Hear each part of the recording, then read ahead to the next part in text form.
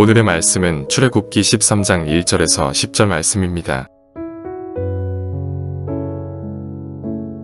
여호와께서 모세에게 일러 이르시되 이스라엘 자손 중에서 사람이나 짐승을 막론하고 태에서 처음 난 모든 것은 다 거룩히 구별하여 내게 돌리다. 이는 내 것이니라 하시니라. 모세가 백성에게 이르되 너희는 애굽 곧 종되었던 집에서 나온 그날을 기념하여 유교병을 먹지 말라. 여호와께서 그 손의 권능으로 너희를 그곳에서 인도해 내셨음이니라. 아비볼 이날에 너희가 나왔으니 여호와께서 너를 인도하여 가나안 사람과 헷 사람과 아모리 사람과 히위 사람과 여부스 사람의 땅 곧 내게 주시려고 내 조상들에게 맹세하신 바 젖과 꿀이 흐르는 땅에 이르게 하시거든. 너는 이달에 이 예식을 지켜 이래 동안 무교병을 먹고 일곱째 날에는 여호와께 절기를 지키라. 이래 동안에는 무교병을 먹고 유교병을 내게 보이지 아니하게 하며 내 땅에서 누룩을 내게 보이지 아니하게 하라. 너는 그날에 내 아들에게 보여 이르기를 이 예식은 내가 애굽에서 나올 때에 여호와께서 나를 위하여 행하신 일로 말미암음이라 하고 이것으로 내 손의 기호와 내 미간의 표를 삼고 여호와의 율법이 내 입에 있게 하라. 이는 여호와께서 강하신 손으로 너를 애굽에서 인도하여 내셨음이니 해마다 절기가 되면 이 규례를 지킬지니라.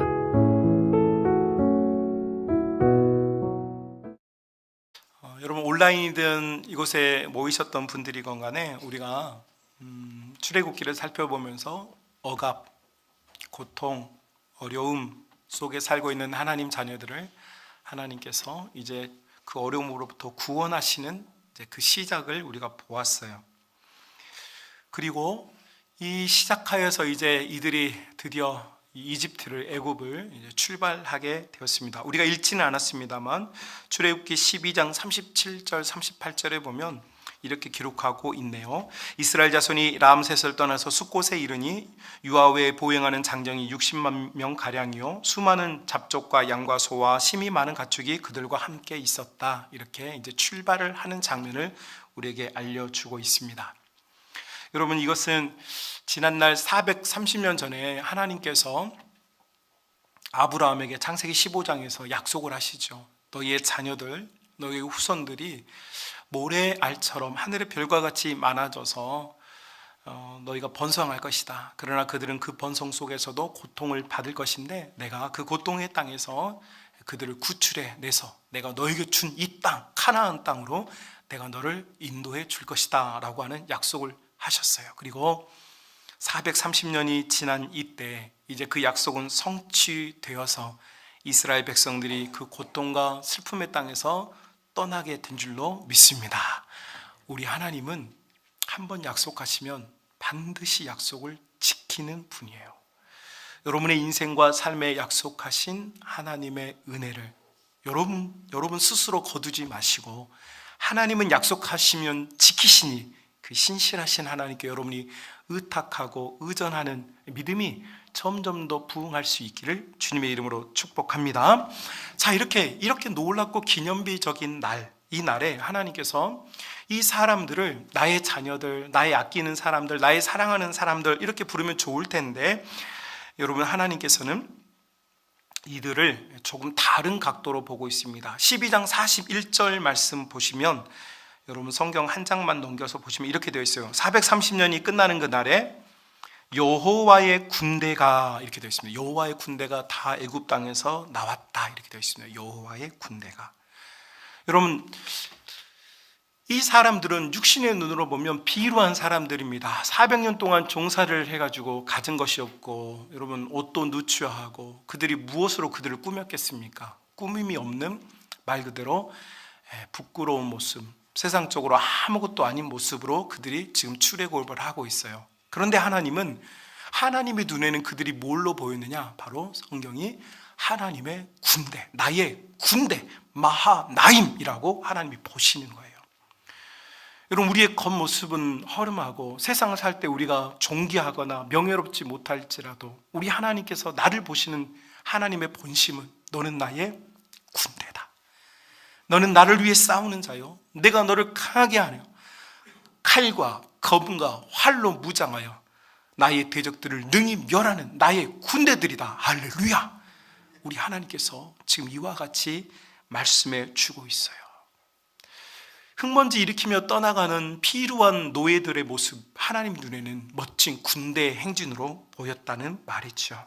자, 이렇게 시작을 했는데 여러분, 그들의 출발한 이 모습을 곧바로 이어진 것이 여러분 13장 17절부터 중간에 다른 이야기가 나오고 그들의 행진이 계속해서 기록이 됩니다.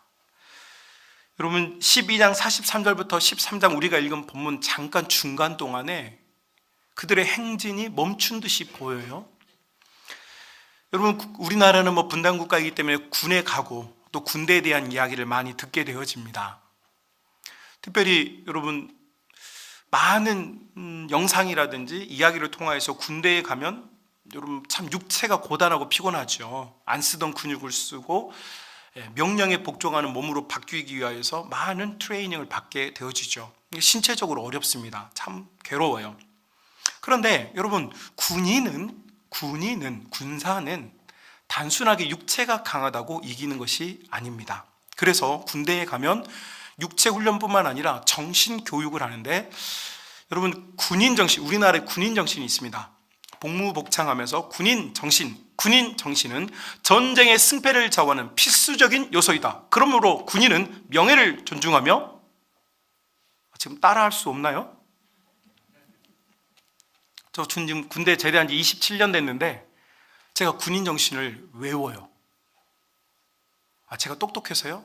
아니요. 그 짧은 기간 동안에 여러분, 이 분단 국가가 갖고 있는 위험을 헤쳐나가기 위해서 나라가 저를 불렀고, 또 나는 이 나라에서 이 민족과 내 아버지와 내 형제를 지키기 위하여 지금 복무하고 있다는 이 사실을 여러분 뼈에 저리게 새기는 것이죠. 이것을 우리나라에서는 현실적으로 군인 정신을 강조하고 있어요. 그리고 그렇게 애워진 군인 정신을 지금도 제가 외울 정도가 돼요. 마찬가지입니다. 여러분, 하나님 눈에 지금 하나님의 군대라고 그랬어요. 하나님의 군사들이에요. 이 하나님의 군사들이 출애굽을 했어요. 단순히 너덜너덜 먼지바람 일으키면서 그냥 어떤 곳으로 가는 사람들이 아니에요. 하나님 눈에는 먼지바람 일으키는 이 먼지바람이 무엇로 보이냐? 군사들의 행진으로 보여요. 이 군사들의 행진에 앞서 하나님께서 이들의 정신을 무장시킵니다. 두 가지의 정신을 무장시키는데, 첫 번째가 우리가 지난주에 살펴보았던 10번째 재앙 중에 찾아왔던 여러분 유월절기였어요. 그래서 12장 43절부터 유월절에 대한 이야기를 해요. 이 절기를 반드시 지켜라. 여러분, 유월절의 의미가 무엇이었습니까? 한마디로 말하면 생명의 주인이었어요. 생명이 누구의 것이냐라는 거였죠. 그래서 여러분, 우리가 10번째 재앙을 피한 자들로서 우리의 생명은 이제 누구의 것이 되었다?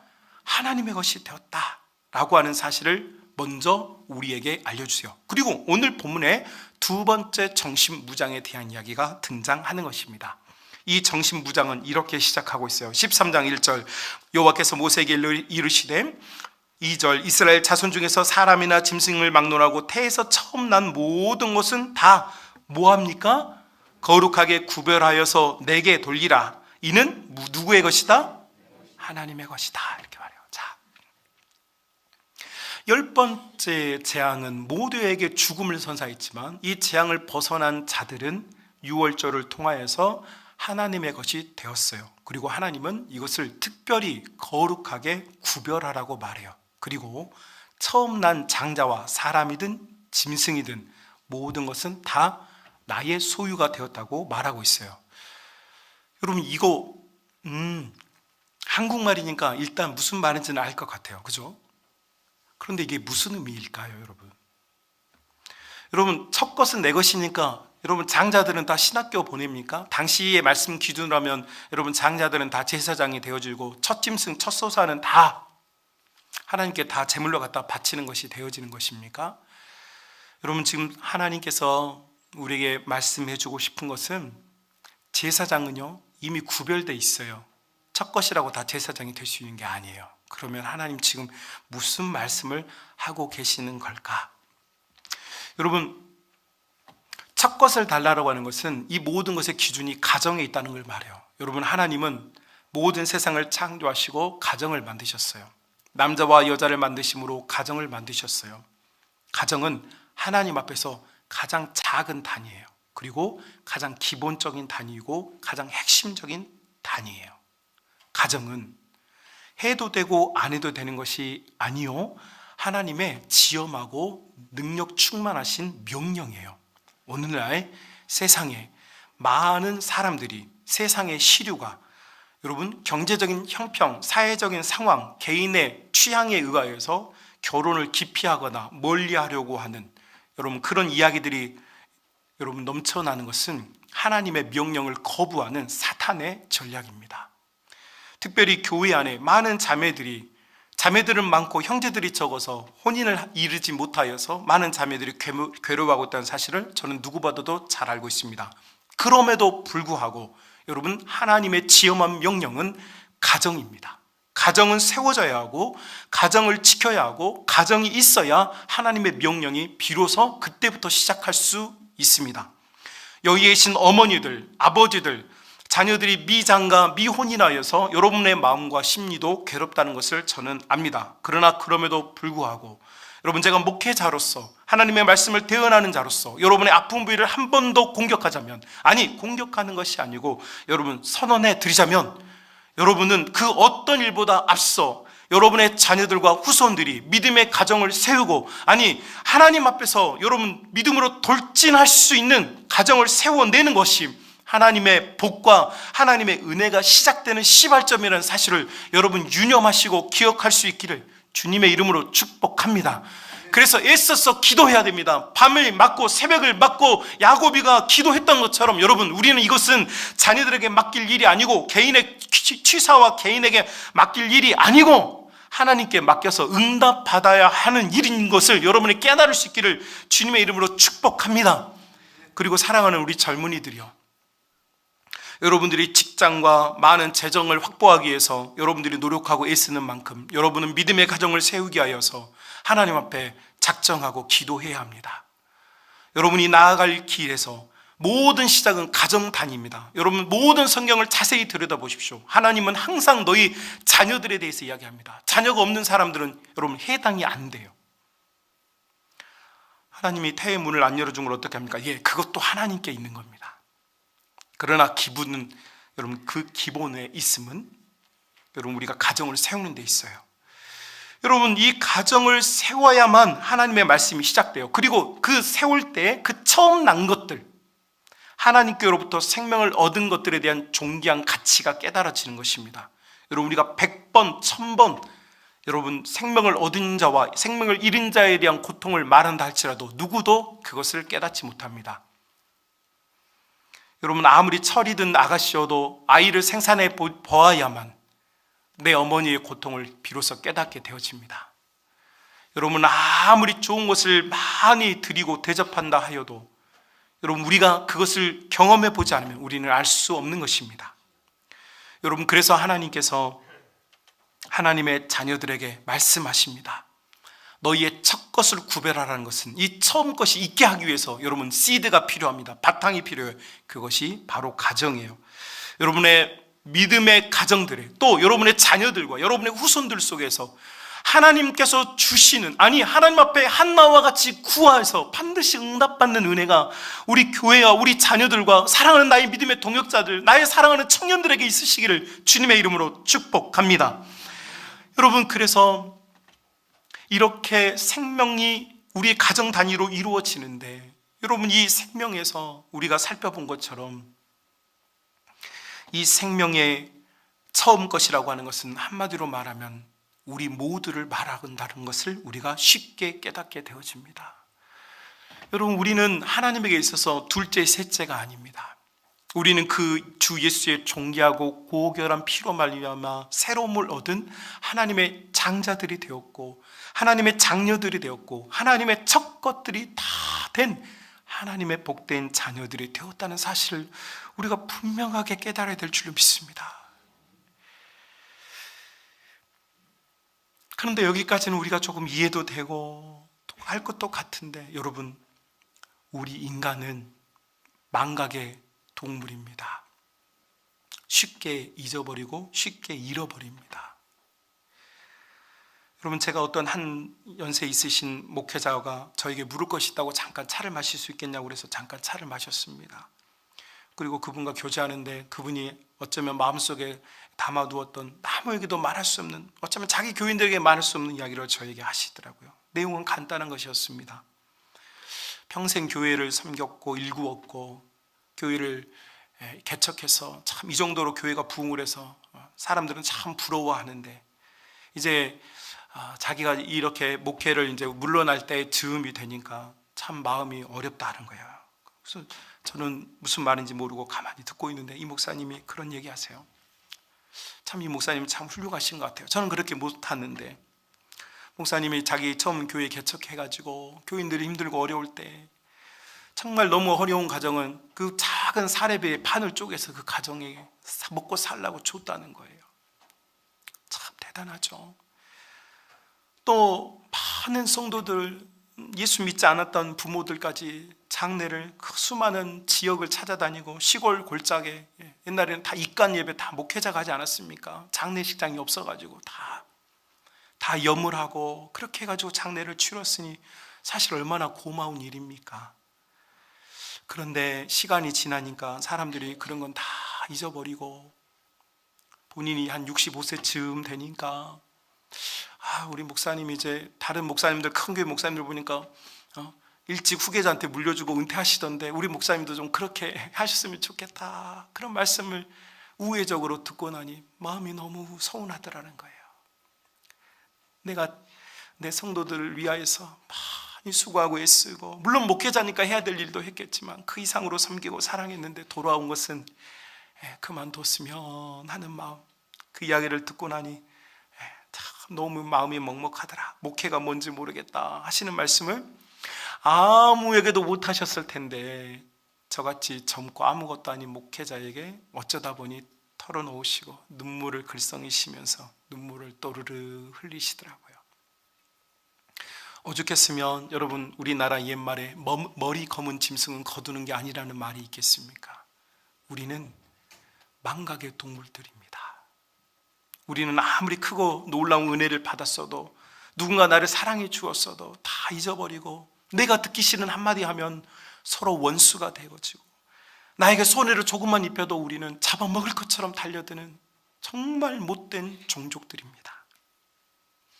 하나님은 이런 인류를, 이런 인간을 너무 잘 아시기에, 여러분, 이 이스라엘 백성이 지금 이 출애굽에서 이 광야의 길을 나아갈 때, 그들이 흙먼지를 일으키며 나아갈 때 사람들은 피로하고 그 초라한 모습을 보면서 손가락질 했을지 몰라도 하나님은 나의 군대들, 나의 용사들이라고 보아주셨어요. 그러니 얼마나 이 이스라엘 백성들 사이에 얼마나 눈물이 있고 기쁨이 있었겠어요.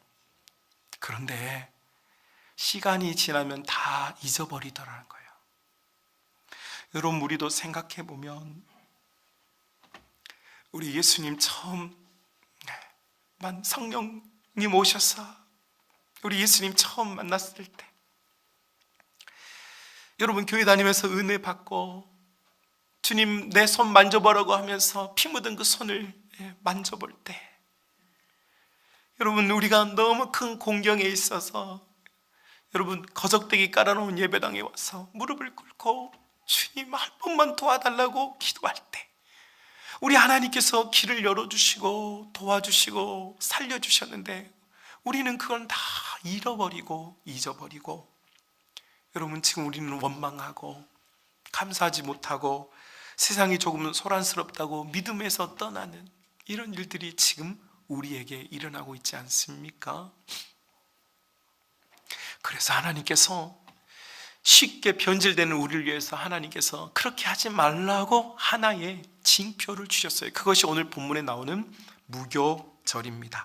여러분, 거룩한 것을 구별해서 나에게 가져와라, 그건 내 것이다, 이렇게 하나님은 이렇게 말씀하셨는데 3절 보면 어떻게 구별할 것인가, 어떻게 거룩하게 될 것이냐에 대한 이야기가 나옵니다. 이렇게 말하고 있죠. 모세가 백성에게 이르되 너희는 애굽 곧 종되었던 집에서 나온 그날을 기념하여 유교병을 먹지 말라.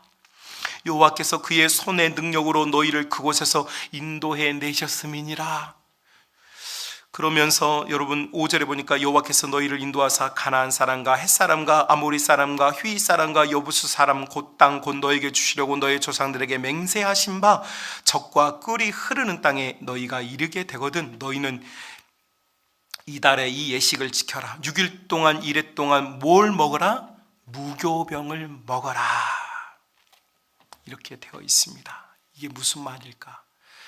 여러분, 우리에게 생명 주신 분, 우리를 사랑하시는 분 앞에서 하나님은 우리를 젖과 꿀이 흐르는 땅, 너무 부유하고 풍성한 땅, 날마다 고난의 쓴떡을 먹으라는 것이 아니고 하나님은 젖과 꿀이 흐르는 땅으로 우리를 인도하여 주시고 우리의 삶과 인생의 부유와 평안을 주시고 우리를 복된 땅, 하나님의 땅, 하나님의 놀라운 사랑을 누리는 땅으로 우리를 초대해 주시고 우리를 인도해 주신 줄로 우리는 믿습니다, 여러분. 그리고 하나님께서 정말로 우리에게 이와 같이 젖과 꿀이 흐르는 땅으로 인도해 주셨어요. 그런데 그 젖과 꿀이 흐르는 땅에서 7일 동안은 1회 동안은 유교병을 먹지 말고 무교병을 먹어라. 이게 무슨 말이냐? 유교병은 여러분이 잘 아는 빵에 들어간 이스트, 효모를 말합니다. 그러면 거친 밀가루가 효모가 들어가서 부풀어져서 부드러워지죠. 그런데 무교병은 이 효모, 이스트를 넣지 않는 음식을 말합니다. 여러분 요리해 보신 분 혹은 드셔보신 분 아시겠지만 여러분 밀가루 물에 적셔가지고 놔두십시오. 딱딱하죠. 아무 맛도 없죠. 목구멍에 잘 넘어가지도 않습니다. 이것을 먹으라는 거예요. 왜요? 여러분, 하나님께서 생명 구원의 은혜를 주시고 우리에게 삶이라는 이 선물을 주셨어요. 우리에게 가족이라는 선물을 주셨어요. 젖과 흐르는 꿀이 흐르는 곳이죠. 그런데 하나님은 이 젖과 흐르는 곳 속에서 너희가 나를 기억하고 내가 너에게 생명을 주었다는 사실, 이 기억하기 위하여서 너희가 일주일 동안만큼은 이 딱딱한 음식을 먹으라는 거예요. 이 맛없는 음식을 먹으라는 거죠. 여러분, 오늘날 이 무교절기는 주일입니다. 여러분이 옛날에는 1년에 한 번 이 무교절기를 지켰지만 여러분, 예수 그리스도의 죽으심과 부활 승천 이후에 교회는 지금 매주 무교절기를 지키고 있는 것입니다. 그래서 세상에 우리가 얼마나 유능했고 얼마나 부를 가졌고 우리가 얼마나 건강했느냐의 유머와 관계없이 우리는 지금 여기서 공평하게 누구든지 딱딱한 무교절기를 지키고 있는 거예요. 여러분, 우리의 직업군은 여기에 모이신 분들은 거의 비슷합니다. 대동소이하죠. 그러나 여러분, 이런 생각하면 어떻습니까? 여러분, 서울에 있는 대형 교회들 중에는 많은 대법관부터 시작해서 많은 이들에게 존경과 사랑을 받는 분들이 있어요.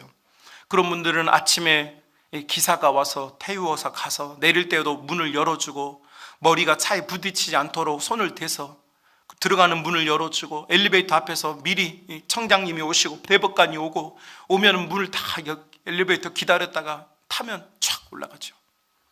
한마디로 세상에서 그들은 존경과 사랑과 보호를 많이 받았어요. 그런데 여러분, 주일이 되면 그들도 정신 있는 분이라면 직접 운전을 해서 교회에 와서 똑같이 주차장에 줄 서서 주차를 하고 똑같이 예배당에 앉아서, 그들은 항상 높은 자리 좋은 자리에 앉았다면 똑같이 회중석에 앉아서 예배를 드리죠. 그것이 무엇입니까? 바로 그것이 무교절기입니다. 우리가 인생을 살면서 가졌던 모든 부와 명예와 어떤 가치를 다 내려놓고 하나님 앞에 똑같이 나오는 것, 이것이 무교절기예요.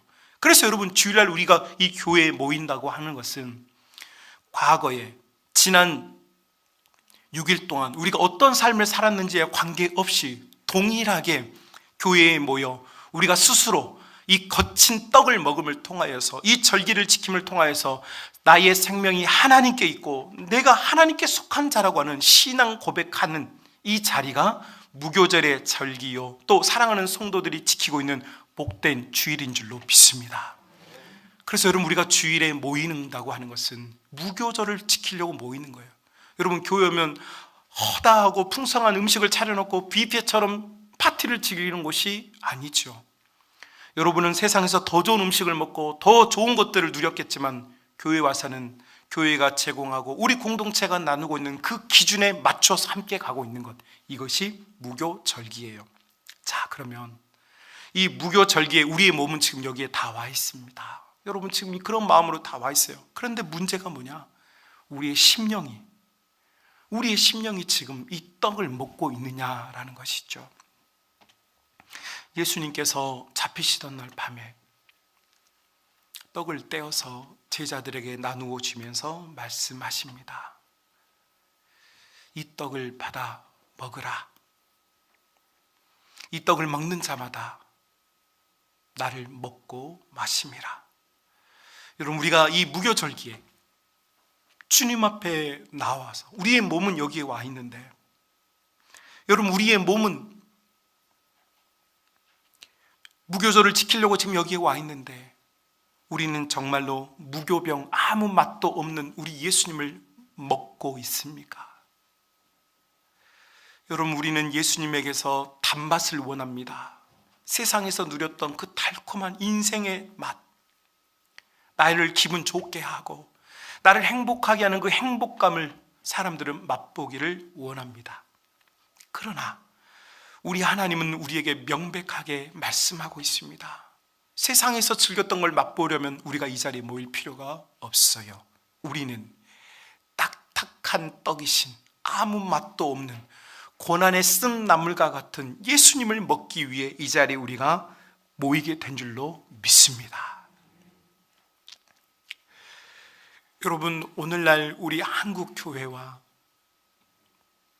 목회자인 저부터 목회자들과 한국의 성도들이 이 딱딱하고 맛없는 예수 그리스도라고 하는 떡을 먹지 아니하고 우리가 함께 모여 파티를 열고 달고 부드럽고 싱싱한 것을 먹기 위하여 우리가 난장판을 만드는 동안 성령은 교회를 떠나시고 하나님의 진실한 말씀의 영은 목회자의 입을 떠나고 우리 하나님께서 사랑하는 성도들의 심령에 있어야 할 예수님의 그 복음의 십자가는 사라져 버렸습니다.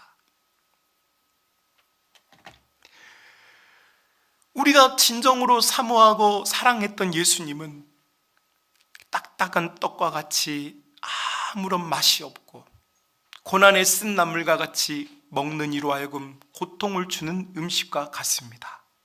그러나 예수 그리스도를 먹는 자만이 참된 영생을 얻고 그 예수 그리스도의 고난에 참여한 자만이 우리 하나님의 참 자녀요 참 제자의 삶을 산다는 사실을 우리 하나님께서 하나님의 군대된 우리에게 지금 말씀하고 있습니다.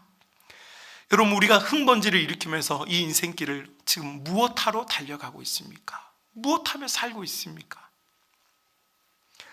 여러분, 우리는 이곳에 모여있는 우리의 모습은 초라합니다. 세상적으로도 초라한데 심지어 하나님은 나를 하나님의 용사라고 말했는데 영광이 떠나버린 우리는 하나님 보시기에도 부끄러운 모습이 되어버렸습니다. 여러분, 우리는 예수 그리스도의 그 존귀하고 보배로운 그 가치, 생명의 가치를 다시 우리가 먹고 마셔야겠습니다. 여러분, 내 삶을 부여롭게 하고 달게 만들었던 유교병을 멈추라고 말합니다. 아니, 하나님께서 여러분이 6일 동안 그렇게 살라는 것이 아닙니다. 6일 동안은 젖과 꿀을 취하십시오. 젖과 꿀을 위해서 열심히 일하십시오. 젖과 꿀을 하나님이 주시겠다고 약속했습니다. 그러나 하나님 앞에 나온 이 시간은 여러분, 나를 행복하게 하는 시간이 아니요, 그리스도 예수 그분의 생각과 그분의 마음과 그분의 영을 내 속에 넣어서 내 속에 있는 오염을 세탁하고 내 속에 있는 죄를 끄집어내며 내 속에 있는 이 완고함과 더러움과 부패를 씻어내는 것, 이것이 그리스도를 먹는 자들에게 나타나는 영광이요, 이것이 참 성도들에게 나타나는 하나님의 은혜라는 사실을 우리가 다시 기억해야 될 줄로 믿습니다. 여러분, 제가 특별한 절기도 아닌데 이렇게 목회자 가운을 입었습니다.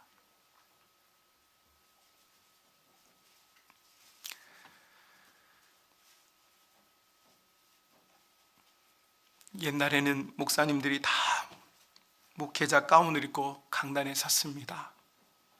내 모습은 감추고 이 검은 옷 속에, 이 흰 옷 속에 내 모습 내가 자랑할 것 감추고 오직 입을 열어서 하나님을 대언하라고, 너 하고 싶은 말 말하지 말고 내 뒤에 서 계신 하나님, 그분의 말을 대언하라고 그 말씀대로 해보기 위하여서 돈으로는 얼마 하지도 않는 이 가운을 입었습니다. 그리고 자신의 몸을 감추고 하나님의 말씀을 대언했습니다. 그런데 한국 교회가 부요해지고 또 목회자를 사랑하는 성도들이 목사님에게 좋은 옷을 대접하기도 하고 또 그런 마음으로 섬기기도 하니, 예전에는 저도 전도사 때 그랬지만 양복 한 벌 가지고 봄, 여름, 겨울, 가을 다 입고 살았는데 시마다 때마다 좋은 양복이 있고, 또 요즘은 유행을 3버튼, 2버튼 하면서 생기기도 하니 목사님들이 이제 양복을 받고 있고 성도들이 준 예쁜 넥타이와 예쁜 옷을 입고 치장하며 강단에 서기 시작한 것 같습니다.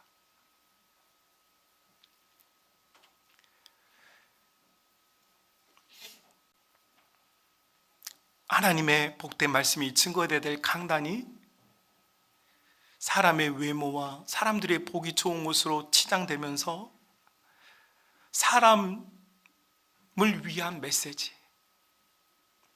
사람의 기분을 거스리지 않는 메시지, 죄에 대해서 말하지 않는 메시지, 하나님의 마음이 어찌 되든 상관없이 우리 교인들이 가슴 아플 것 같으면 말하지 않는 메시지, 말하지 않고 내게 양복 사주신 분, 내게 넥타이 사주신 분, 책 사보라고 도서비 주신 분들 눈치 보면서 목회자들이 그 입을 다물게 되고, 강단이 병드니 여러분 성도가 병들고, 성도가 병드니 교회가 병이 들어서 주님께서 주신 존귀한 가치가 사라져버리고 우리는 지금 우리 입에 단 음식만을 원하는, 주일에도 모여서 그리스도를 먹지 아니하고 세상의 것을 탐하고 우리가 모여서 더 많은 부와 경제적인 여유와 삶의 여유를 위하여서 하나님 앞에 매달리고 있는 이 부끄러운 모습을 지금 우리가 살고 있는 것은 아닌가. 부끄럽지만 회개하는 마음으로, 하나님 이제 저도 저를 가려보겠습니다 하는 마음으로 가운을 입고 여러분 앞에 서보았습니다. 여러분, 영국의 디트리트 본 회퍼라고 하는 목사님이 계셨어요. 이 목사님은 유능하고 탁월하고 똑똑해서 미국으로 유학을 갔고 그곳에 있는 좋은 신학교에서 교수직을 제안받았습니다. 유능하고 탁월하다는 이야기지요. 그런데 세계 제2차 대전이 발발하였고 독일이 여러분 이 일의 주도국이 되었습니다. 보네퍼 목사님이 기도했습니다. 하나님, 내가 어떻게 하면 좋겠습니까? 그때 하나님의 음성이, 회퍼야, 고난받는 성도들, 괴로운 성도들과 함께 있는 것이 목사의 사명이 아니겠느냐라고 하는 응답을 받고 그는 집을 싸서 독일로 돌아갔습니다. 아돌프 히틀러라고 하는 미치광이가 온 세상을 전쟁의 소용돌이 속에 집어넣을 때 많은 독일의 진실한 교인들은 고난을 당했습니다. 그리고 보네퍼는 결심했습니다. 미치광이에게 버스 운전을 맡길 수 없다 라고 하는 유명한 말을 남기고 그는 아돌프 히틀러를 제거하기 위하여서 암살 계획을 세웠습니다. 그러나 이것은 곧 들통났고 그는 체포되어서 가뭄에 구금되었고 결국 사형원도를 받았습니다. 그리고 독일이 패망하는 1945년 패망하는 8월 15일 2주 전에 보네퍼 목사님은 사형장에서 이슬로 사라졌습니다.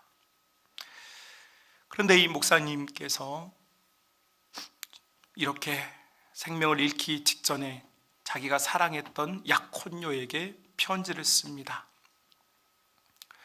젊은 나이에 이제 사형 선고를 받고 죽게 된 이 보네퍼는 자기의 사랑했던 여인에게 편지를 쓰며 그 중간에 시 하나를 썼습니다.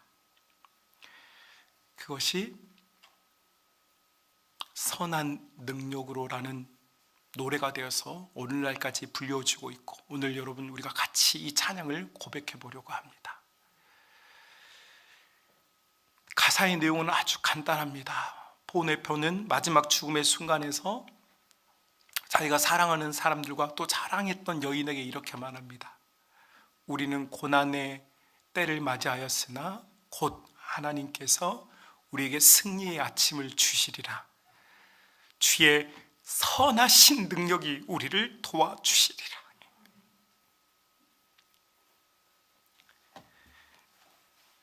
사랑하는 우리 성만 가족 여러분, 우리는 너무 고결하고 진실한 그리스도의 복음을 지금 바꾸어서 단 것을 찾고 있는 잘못된 신앙을 하고 있습니다. 오늘 주님께 같이 찬양으로 고백하고 우리 하나님 앞에 회개하며 우리 자신을 돌이켜서 쓴 떡, 딱딱한 맛없는 떡을 먹어야 산다라고 하는 이 진리를 깨닫고 여러분 주님 앞에 모이고 주님 앞에 십자가를 붙잡는 진정한 성도, 주님이 기뻐하는 제자가 다 될 수 있기를 주님의 이름으로 축복합니다.